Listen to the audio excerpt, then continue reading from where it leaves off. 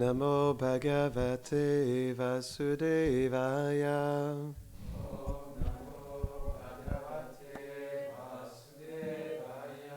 Om Namo Bhagavate Vasudevaya.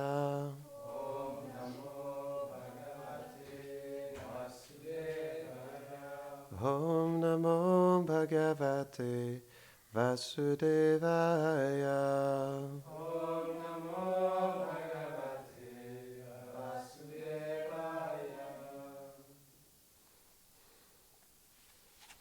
Bonjour et bienvenue à Radha Kripa-Rohan. Aujourd'hui, nous allons lire un verset de la Bhagavad Gita, chapitre 9, verset 13.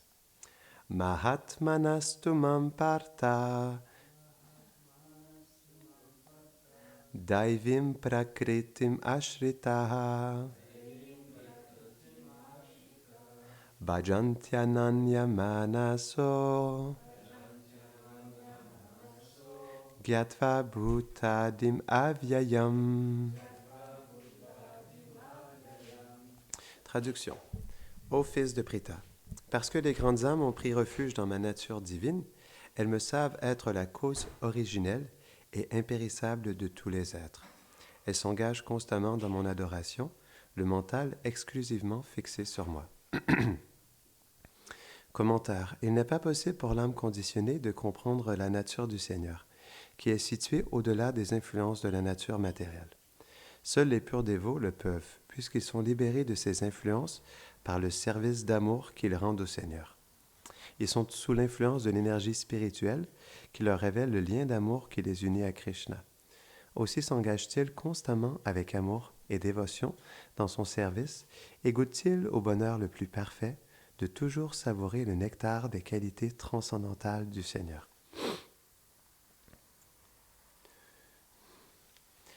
Om Agyanatimirandasya Gyananjarasharakaya Chakshurun Miritam Jena Tasmai Shri Gurave Namaha Shri Chaitanya Mano Bhishtam Stapitam Jena Bhutade Swayam Rupa Kadamayam Dadati Svapadantikam He Krishna Karuna Sindho Dina Bhandho Jagatpate Gopesha Gopika Kanta Radha Kanta Namostute Tapta Kanchana Gaurangi Radhe Vrindavaneshwari Vrishabhanu Sute Devi Pranamami Hare Priye Vanshakalpatarubhyashta Kripa Sindhubhya Eva Cha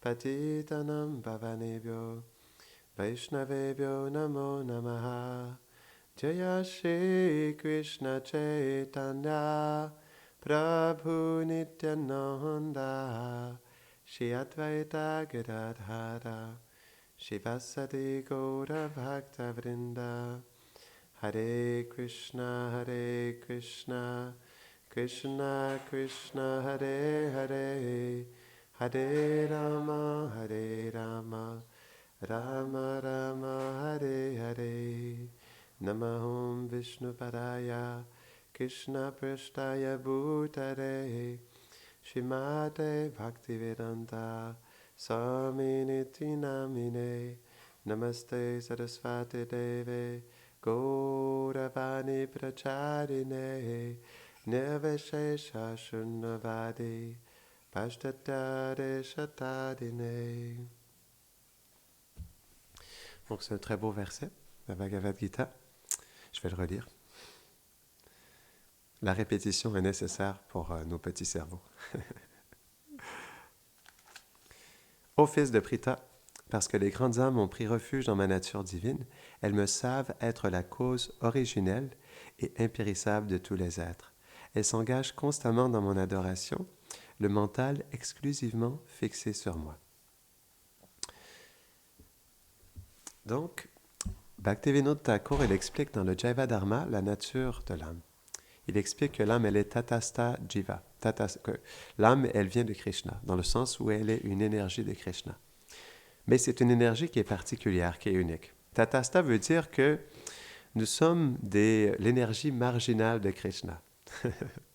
Marginale, c'est vrai. Parce que marginal, ça veut dire qu'on peut être des petits rebelles ou on peut être des saints. Un ou l'autre. C'est pourquoi nous sommes marginales. Parce que nous avons l'opportunité de prendre refuge du Seigneur et de son énergie interne, ce qu'on appelle Yoga Maya, son énergie spirituelle, son énergie transcendantale, ou on peut prendre refuge de son énergie matérielle. Et c'est à ce moment-là qu'on est des petits rebelles. Pourquoi? Parce qu'on prend refuge de son énergie matérielle pour être indépendant. Et pour pouvoir avoir ce sentiment ce faux sentiment de liberté, de penser qu'on contrôle et qu'on est bénéficiaire de tout ce qui nous entoure. Non? Mais les âmes réalisées, comme c'est expliqué dans le verset, réalisent que Krishna, il est la cause originelle de tous les êtres. Non? Donc rien ne bouge sans la sanction de Krishna. C'est pourquoi Krishna, il explique dans le 5e chapitre qu'il est en fait notre meilleur ami, qu'il est le bienfaiteur de tous et qu'il contrôle absolument tout. Non? C'est pourquoi les âmes réalisées, elles prennent refuge de l'énergie interne de Krishna. Non? Donc, pour en revenir à la nature de l'âme, c'est très important de comprendre la nature de l'âme. Parce que quand on comprend la nature de l'âme, on comprend comment mieux se disposer par rapport aux énergies du Seigneur. Sans ça, c'est compliqué. Il faut comprendre les influences de ces énergies, parce que nous-mêmes, on est une énergie, mais qui est influencée par d'autres énergies de Krishna. Non? Et ce qui se passe pour nous, marginal, ça veut dire que on est la seule énergie de Krishna qui fait ça. En ce sens, nous sommes uniques. On pourrait dire que c'est à la fois notre qualité, mais aussi à la fois notre défaut. Non. Il y a deux côtés de cette énergie. Parce que le jiva, non, on vient d'une énergie qui est transcendantale et illimitée, mais on est une étincelle de cette jiva shakti. On est une étincelle. Cette énergie, c'est comme, par exemple, un rayon de soleil qui manifeste plein de petites particules, petites étincelles. Non? Donc nous, on est une petite étincelle divine, non? De 1/10 millième la pointe d'un cheveu. Et parce que nous sommes petits, nous sommes très facilement influencés par les énergies du Seigneur. Et parce que nous sommes petits, nous avons besoin de prendre refuge des énergies de Krishna. Donc, le point dans ça, c'est est-ce qu'on prend refuge de l'énergie matérielle ou l'énergie externe, ou est-ce qu'on prend refuge de l'énergie spirituelle ou l'énergie interne? C'est ce qui fait toute la différence. Non? Pourquoi on souffre? On souffre parce qu'on prend refuge de l'énergie externe de Krishna. Cette énergie-là, l'énergie matérielle, elle constitue les 3 modes de la nature, les gunas, la passion, l'ignorance et la vertu. Et c'est ça qui nous fait souffrir. Donc, la source de notre souffrance, c'est nous, en fait, parce que c'est nous qui, par notre libre arbitre d'être tatasta, parce que nous sommes marginales dans le sens où on peut choisir par notre libre arbitre si on prend refuge de l'énergie matérielle ou de l'énergie spirituelle. Donc, c'est dans notre libre arbitre, dans notre choix d'avoir pris refuge de l'énergie matérielle que nous souffrons. C'est de là la cause de la souffrance. C'est que nous avons décidé de prendre refuge de cette énergie, de nous absorber et de nous identifier avec cette énergie matérielle. C'est la cause de nos souffrances en réalité. Parce que plus on s'identifie à cette énergie et plus on souffre, parce que cette énergie est l'effet des 3 modes de la nature, la passion, l'ignorance et la vertu. Et aussi, cette énergie, elle est munie de 3 sortes de souffrances. Non? Souffrance qui est créée par le corps ou le mental, notre propre corps ou notre mental. On voit qu'on a beaucoup de souffrance juste avec ça. Hein? Souffrance créée par les autres êtres vivants, ça peut être un moustique comme un chat ou comme un être humain. Non? Ou la souffrance causée par les catastrophes naturelles, par la nature. Non? Donc cette énergie, parce qu'elle a les modes de la nature, il y a toujours des confrontations, des conflits, des complications, et ça crée des problèmes et des souffrances. Non? Parce qu'on est complètement identifié, puis en plus, on prend refuge de ça, parce qu'on peut voir qu'est-ce qu'on fait quand on a un problème. On voit les gens en général, qu'est-ce qu'ils font quand ils ont un problème. Ils vont saouler leur peine, ou ils vont partir en voyage, ou ils vont quitter leur épouse ou leur époux. Pardon? Manger, ouais. Il y en a qui vont manger, non? Il y a même une maladie, c'est la boulimie. On mange trop, puis après ça, on se fait vomir, quoi. Donc, oui, on peut compenser notre souffrance à travers ça. Donc, on voit que même lorsqu'on souffre, on prend encore plus refuge de cette énergie, non? Parce qu'on n'a pas d'autre moyen. Parce que comme, en fait, notre seule expérience est dans le refuge de cette énergie matérielle, pour nous, c'est le début et la fin de notre expérience. Et à cause de ça, on est constamment absorbé dans cette énergie, non? Parce qu'on n'a pas d'autre expérience que ça. Et comme on trouve notre sécurité dans ça, naturellement, ben même quand on a des problèmes, on va prendre refuge encore plus de l'énergie matérielle et on s'engouffre encore plus dans les complexités de l'existence matérielle. Parce que il faut comprendre la nature de cette énergie matérielle. Les gunas, en fait, ça tourne en rond. En fait, ce monde matériel, ça nous fait tourner en rond. Même Krishna, il explique ça dans la Bhagavad Gita. Lui, il explique plus comme le yo-yo. Il dit, on monte dans les planètes édéniques, puis on redescend vers les planètes infernales constamment. Non? Vie après vie après vie. Donc lui, il parle d'un yo-yo. Après ça, d'autres parlent d'une toupie, non? Comme on tourne en rond constamment. Le samsara, c'est ça, on tourne en rond en réalité. Hein? Vie après vie, on tourne constamment. Et ce qui est puissant avec cette énergie en plus, c'est qu'on souffre, non? Et tout le monde souffre dans ce monde. Pourquoi? Parce qu'on est une âme spirituelle qui est dans une énergie externe matérielle. Donc, on ne peut pas ne pas souffrir parce que la nature de l'âme, c'est d'être dans la transcendance. Donc, naturellement, plus on est dans ce monde et plus on souffre parce que ce monde, il est limité. C'est une énergie de Krishna et c'est divin en soi parce qu'elle vient de Krishna, mais dans sa nature, comment elle se manifeste? Elle se manifeste d'une manière imparfaite, si je peux dire. Parce que c'est une énergie inférieure de Krishna. Donc, elle manifeste toujours les modes de la nature. Et ça crée toujours des perturbations. Pourquoi? Parce que tout est en constant changement à chaque instant. Il n'y a rien qui dure dans ce monde. Tout est éphémère. Et à cause de ça, il y a la souffrance, parce qu'on s'attache à quelque chose et ça disparaît. Donc, on souffre. Non? L'âme, elle a cette disposition, cette propension naturelle à s'attacher. Pourquoi? Parce qu'elle a un dix-millième la pointe d'un cheveu. Elle est faite pour prendre refuge, s'attacher complètement à une énergie de Krishna ou au Seigneur suprême. Parce que c'est la nature primordiale de l'âme de prendre refuge en Krishna. Donc, à cause de ça, elle est poussée par ça à prendre refuge, non? Donc, naturellement, elle va prendre refuge dans l'énergie matérielle. Elle va prendre refuge dans ce monde et elle va s'attacher et s'absorber complètement dans ce monde. Bon. C'est ça la réalité. Et c'est normal parce que c'est la nature de l'âme de faire ça en réalité, non? Mais le point, c'est que, comme l'explique ce verset, les âmes réalisées, elles prennent refuge dans l'énergie interne de Krishna. Pourquoi? Parce que l'énergie interne de Krishna, elle est de la même nature que l'âme. Elle est de nature transcendantale. Et l'âme, elle est faite pour vivre quelque chose de transcendantal, quelque chose d'illimité, d'infini. Non? C'est pourquoi, naturellement, on s'attache et on s'identifie, on s'absorbe complètement parce qu'on cherche le plus grand bonheur. On cherche l'amour le plus pur, non? On cherche les relations les plus profondes. Parce que l'âme, elle est faite pour ça. Mais comme elle cherche des relations, elle cherche à aimer et elle cherche à se satisfaire à travers l'énergie matérielle externe, les modes de la nature, elle ne peut que souffrir à travers ça. Elle ne peut pas faire autrement que ça. Parce que cette énergie externe, elle est faite pour nous faire souffrir. Pourquoi? Parce qu'en plus, on met la cerise sur le sundae, sur le gâteau. Boum! Il y a le karma.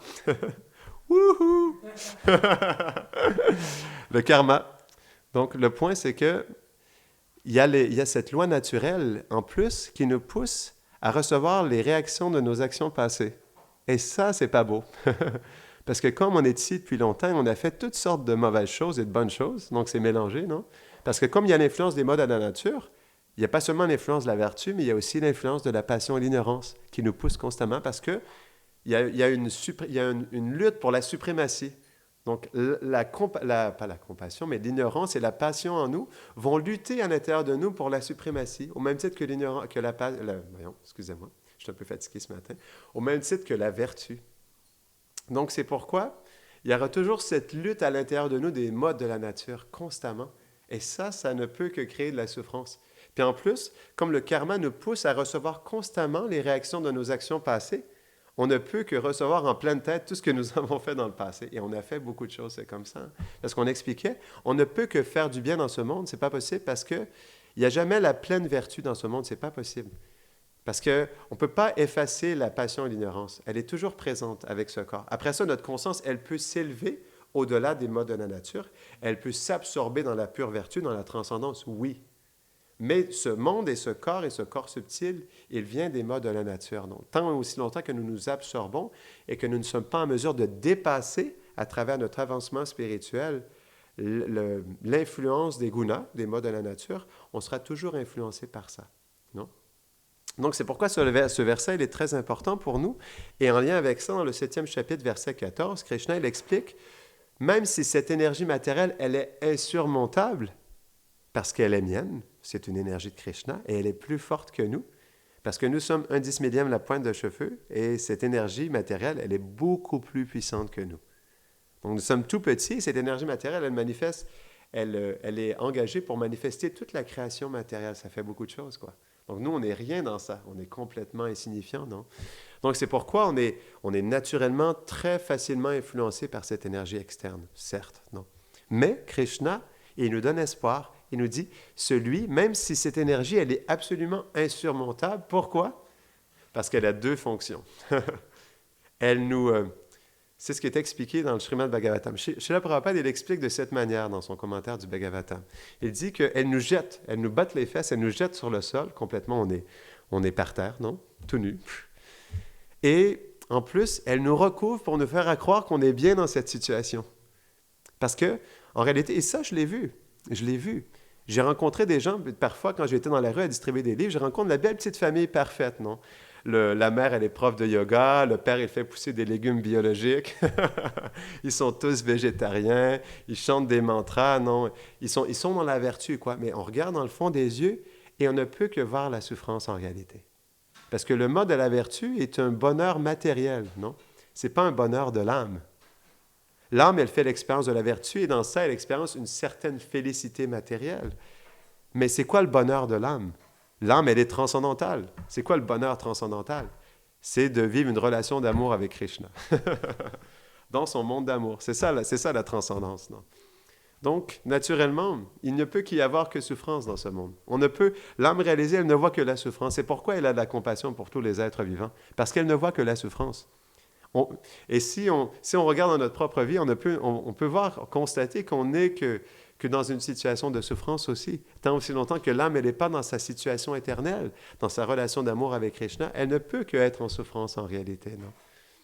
Si on comprend quelle est réellement la nature de l'âme et, en plus, ce qu'elle est faite pour vivre dans l'éternité, là, on peut comprendre que réellement, l'âme, dans cette situation matérielle, elle souffre. C'est pourquoi les âmes réalisées, ils ont une compassion spirituelle. Et ça, ce n'est pas de la compassion matérielle. Non?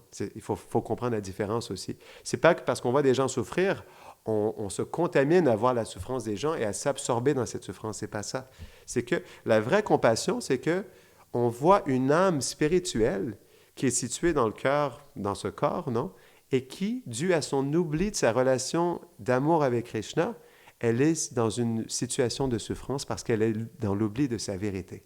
C'est pourquoi l'âme, elle souffre en réalité. Et c'est ce qui nous fait développer la réelle compassion. C'est qu'on voit pour nous-mêmes, non? Et pour les autres, on voit que tout le monde souffre dans ce monde parce qu'en réalité, ils sont dans l'oubli de leur vérité, qui est leur relation d'amour avec Krishna, non? Et ça fait souffrir tout le monde. C'est pourquoi l'âme réalisée, comme Prabhupada explique, et j'ai toujours trouvé ça beau, moi ça m'a toujours profondément inspiré, et dit que le chemin de la dévotion, je dirais plutôt, l'éveil de notre conscience spirituelle, c'est le travail social suprême. Et j'ai trouvé ça beau, c'est vrai. Il dit que c'est la meilleure chose qu'on peut faire en ce monde en réalité. C'est le meilleur cadeau qu'on peut offrir aux êtres. C'est pourquoi, par exemple, dans le 5e chant du Bhagavatam, c'est expliqué qu'un parent, un professeur, un maître spirituel, un leader, s'il ne peut pas libérer ses dépendants du cycle des vies et des morts, il ne devrait pas prendre cette responsabilité, non? Pourquoi? Parce que sinon,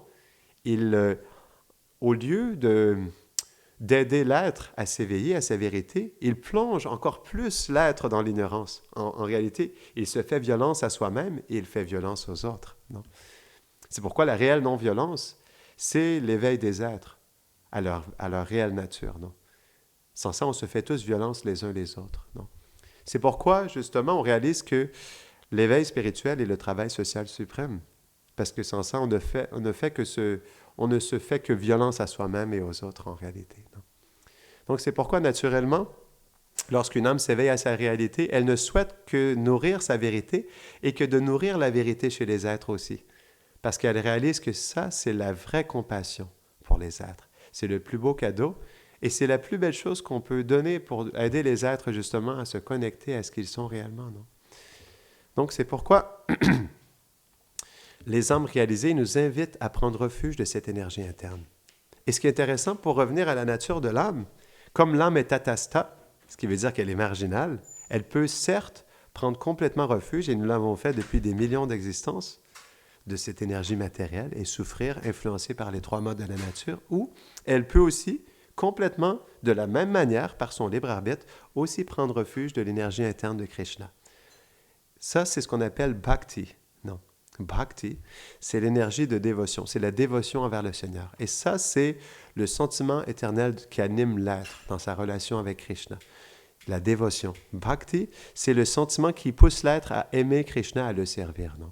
C'est pourquoi dans le nectar de la dévotion, Srila Prabhupada, il explique que la dévotion, elle commence au moment où l'âme, elle exprime un sincère désir de servir Krishna.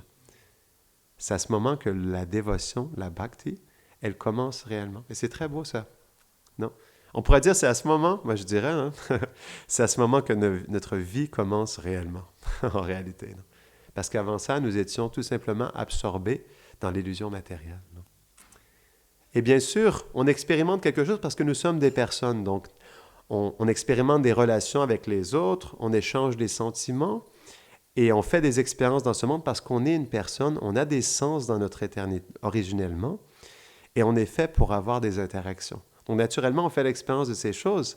Mais si on compare l'expérience de ces choses à l'expérience de Krishna et ses associés éternels, on peut voir que ce n'est pas du tout la même chose. C'est la même fonction qui est engagée, mais dans quelque chose qui est tellement petit. C'est pourquoi, on le répète, mais c'est tellement intéressant. Je ne me rappelle pas si c'est Brahma qui expliquait ça ou quelqu'un d'autre, mais en tout cas, une grande personnalité expliquait que si on prend tout le bonheur dans ce monde, toute la joie, toutes les expériences de bonheur qu'on peut expérimenter dans ce monde, et on le réunit en une chose, c'est comparé à l'expérience du Brahman, qui est l'énergie personnelle de Krishna, c'est comme la moitié d'une graine de moutarde.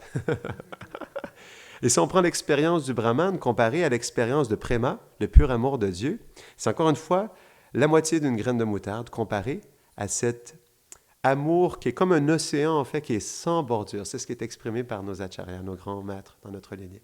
C'est un océan, c'est tellement infini, puis c'est tellement intense que c'est sans bordure. Donc, il n'y a pas de fin à cette expérience d'amour dans le monde transcendantal. Donc, c'est pourquoi les âmes réalisées qui, eux, vivent cette expérience et qui nous voient. Donc, c'est pourquoi on ne devrait pas baser notre perception des choses et notre but de la vie basé sur ce que nous, on vit. Parce que notre expérience, elle est naturellement biaisée par l'influence de l'énergie matérielle. Parce que l'âme, elle est conditionnée par les trois modes de la nature. Donc, naturellement, sa conscience, sa perception des choses, non? Et son libre arbitre, il est complètement influencé par la nature matérielle. Donc, c'est pourquoi les âmes qui, eux, vivent dans l'amour le plus pur et qui voient notre expérience, naturellement, ils sont profondément attristés. C'est pourquoi ils viennent dans ce monde. Et Krishna aussi, il est attristé de nous voir dans cette situation.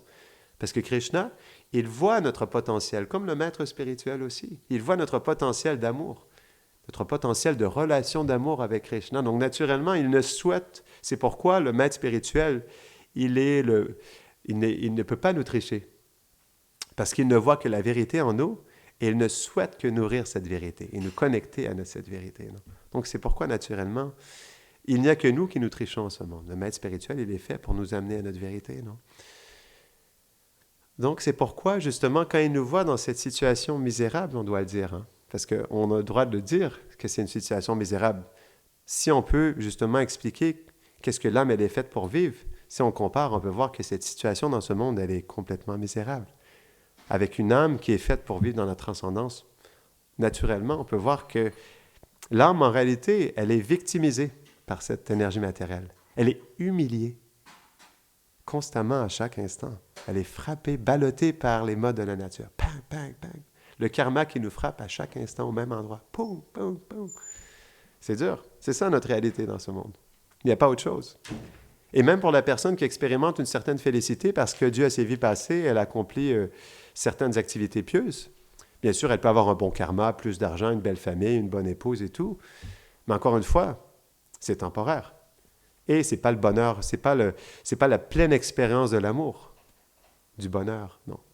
Donc, c'est pourquoi, même si une personne est dans une bonne situation, je me rappelle à un moment donné, je trouvais ça intéressant, j'avais inspiré une personne à devenir moine à Montréal, et une fois qu'il était devenu moine, ça faisait peut-être 2 mois qu'il était moine, et on allait dans la rue distribuer des livres, et il regardait les gens, et il me disait, mais j'ai l'impression qu'ils sont plus heureux que moi.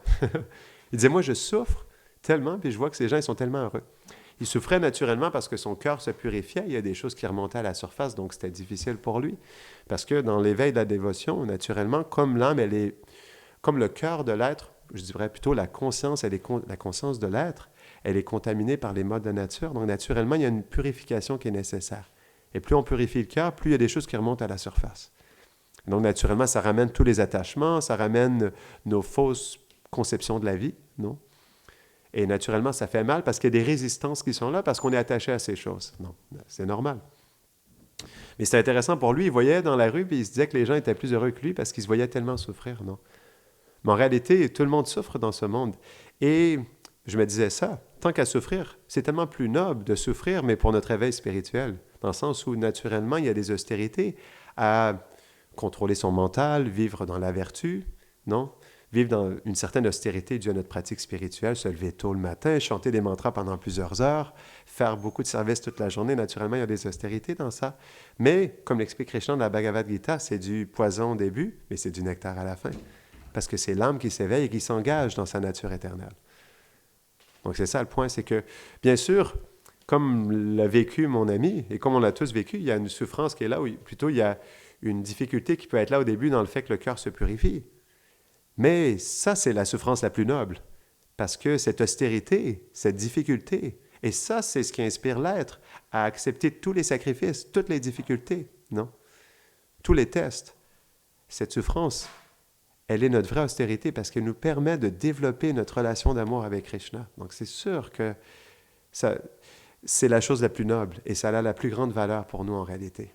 Parce que de toute façon, tous les êtres souffrent dans ce monde. Parfois, certaines personnes se disent « Ok, je souffre tellement », parce qu'on voit des gens quitter la dévotion. Pourquoi les gens quittent la dévotion? Parce qu'ils font face à leur attachement, ils ne sont pas capables de prendre refuge plus de Krishna. Au contraire, leur attachement ressort tellement qu'ils prennent refuge encore plus de l'énergie matérielle, non? Et ça, c'est un problème, non? Mais ces gens pensent que, bon, OK, je souffre parce que je suis testé, parce que je suis purifié, puis à cause de ça, je vais tout rejeter. Mais en réalité, est-ce que cette personne, elle va souffrir moins en faisant ça? Parce que de prime abord, les gens souffrent dans ce monde. Donc, on ne peut pas arrêter de souffrir dans le sens où ce corps nous fait souffrir, le mental nous crée des misères, c'est toujours là. Par exemple, à un moment donné, il y a une catastrophe naturelle, il y a un éclair qui tombe sur la maison, puis notre maison passe au feu, quoi. Après ça, il y a une souffrance qui est là, on doit tout quitter, on doit la changer, on doit trouver une nouvelle maison. Il y a toujours quelque chose qui va nous faire souffrir, qui va nous déranger. Donc le point, c'est qu'on ne peut pas quitter ça de toute façon. C'est pourquoi, tant qu'à y être, c'est tellement mieux de prendre refuge en Krishna. Parce que Krishna, il dit que tu sois rempli de désirs matériels, que tu n'aies pas de désir ou que tu désires la libération, c'est moi qui donne en fait le résultat de tous tes désirs. C'est Krishna. Krishna, il est tout. Donc c'est pourquoi... c'est une question de gros bon sens en réalité, de comprendre que Krishna, il donne absolument tout et c'est lui notre refuge en réalité. C'est Krishna qu'on cherche dans tout ce qu'on fait en réalité, parce qu'il est la source de tout. C'est pourquoi, on va terminer là-dessus, pourquoi les âmes réalisées prennent refuge en l'énergie interne de Krishna? Parce que Krishna, il est la cause originelle. C'est intéressant, parce qu'il voit Krishna en chaque chose. Ils relationnent avec Krishna en chaque chose et ils ne peuvent que prendre refuge en Krishna à chaque instant en réalité, à chaque épreuve, à chaque difficulté, parce qu'ils ne voient que leur relation avec Krishna, parce qu'il est la cause originelle. C'est beau? Et ça les pousse à se diriger constamment et complètement dans le refuge de Krishna. C'est naturel, parce qu'ils comprennent que Krishna est tout en réalité. Oui? Justement, là, c'est très intéressant ce que tu dis à la fin. Est-ce qu'on peut dire justement que au niveau matériel, la souffrance, ça paraît très négatif, parce qu'on souffre, on a plein de problèmes et tout ça. Mais comme tu l'expliques à la fin, finalement, cette souffrance, pour quelqu'un qui est dans l'éveil spirituel, c'est quelque chose de très positif, parce que c'est ça qui les pousse à s'abandonner plus à Krishna, au Seigneur. Et donc, il n'y a pas c'est pas négatif pour une personne qui souffre.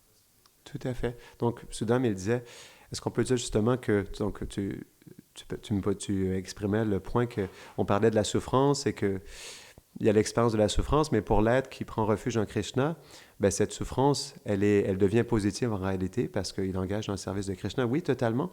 Et c'est ça qui est beau. C'est ça qui est beau, justement. Et c'est ça qui est important parce qu'il y a des gens, il y a beaucoup de personnes qui vont quitter le chemin de la dévotion parce qu'ils vont penser qu'en quittant, ils vont pouvoir arrêter leur souffrance. Et ça, c'est tellement important parce que Si on engage notre souffrance dans le service de Krishna, qu'est-ce qui va arriver? La dévotion. Et Krishna va nous faire sentir sa présence aussi. C'est pourquoi en anglais, on dit « it's a sweet struggle ». Je vais vous donner un exemple. Il y avait un Swami, Devamrita Swami. Il était dans son moment le plus difficile de sa vie dévotionnelle.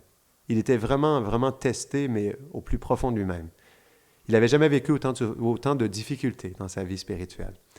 Et donc, c'était devenu une souffrance pour lui. Et il était dans une boutique. Et donc, il va à la caisse, il paye, et donc il regarde le gars. Et le caissier, il regarde et il dit « Mais qu'est-ce que t'as? T'as tellement l'air heureux, t'as tellement l'air en bliss. Qu'est-ce que t'as pris? Qu'est-ce que t'as fait? » Pourtant, il était au pire de sa vie spirituelle.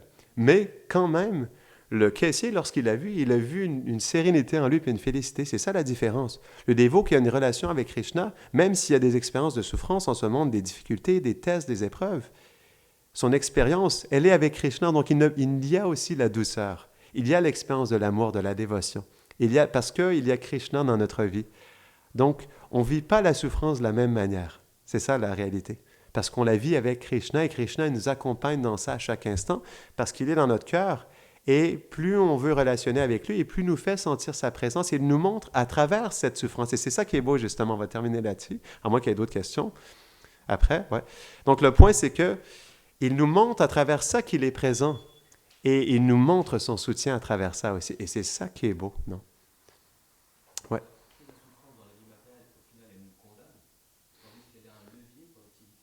Exactement. Ouais. Donc, il disait que la souffrance dans la vie matérielle, elle nous condamne, tandis qu'elle est un levier dans la vie spirituelle. Exactement. Et c'est pourquoi on doit, en quelque sorte, oui, on doit embrasser on doit étreindre cette difficulté, non? Avec Krishna. Parce que, comme Krishna est la cause originelle, on comprend qu'il n'y a rien qui bouge sans sa sanction. Et en plus, comme il engage pour le dévot qui est sincère dans sa dévotion, il prend son karma et il l'utilise pour le purifier et faire naître la pure dévotion en son cœur. En plus, si on comprend qu'il fait ça pour nous rapprocher de lui, mais il y a une question d'amour dans ça. En fait, ça, c'est l'amour de Krishna. Donc, c'est pourquoi le dévot, comme il voit ça comme une miséricorde de Krishna, dans le sens où Krishna, il fait ça pour nous aider à développer notre amour, notre attachement et notre refuge exclusif en lui. C'est pourquoi c'est un levier complètement pour notre éveil de notre relation avec Krishna. Ouais. Il y a autre chose? C'est bon? Grantara Srimad Bhagavad Gita ki Janitai Gaura Primanande.